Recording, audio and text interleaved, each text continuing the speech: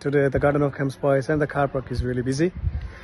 The reason for this is because there is a wedding going on in Camp Spice. A wedding. The people from Cambridge and Luton, they're all here. You can see the car park. It's full.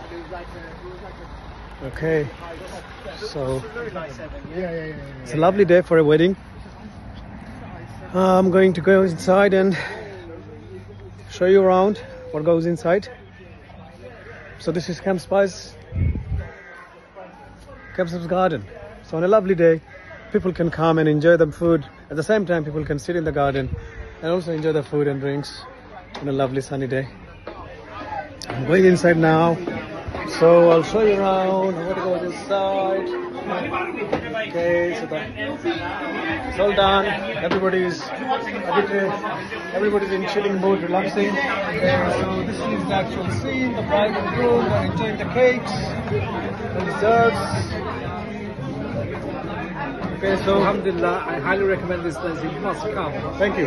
Thank you very much. Thank you, Ajmal Bhai. Thank you for choosing Camp Spice. You know, of course, no problem. Anytime. Thank you.